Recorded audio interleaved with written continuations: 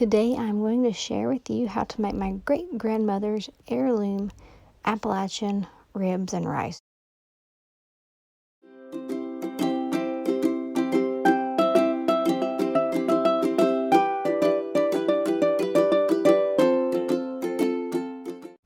So to get started, you just need 1 side of pork ribs, which you can get at your local grocery store, and 2 cups of your favorite brand of rice.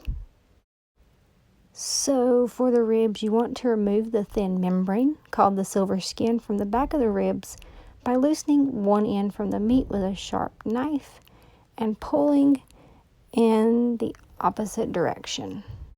And to make removal easy, you can grab it with a paper towel. That just helps pull it a little better. You can use a serrated knife to cut into 2 rib length sections, or you can leave it as is.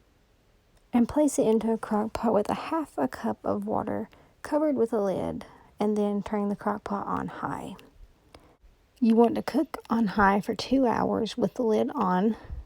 Then turn the heat to low, baste the ribs with the drippings, and cook for 2.5 additional hours.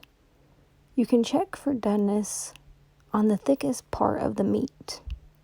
The meat should be fork tender with the bone falling out. If it is not, cook it an additional 15 minutes and then check once again for doneness. Once done, remove the ribs from the grease and place on a baking sheet to drain any remaining grease. Then you want to take your drippings, strain the meat, and check for any pieces of bone that may have fell out. Add water and rice. I used a serving of 2 cups to 2 cups of water to 2 cups of drippings. So 2, 2, 2. But you can follow the directions on the rice to ensure that you get enough for your serving. It is important that you do not use boil-in-the-bag rice or instant.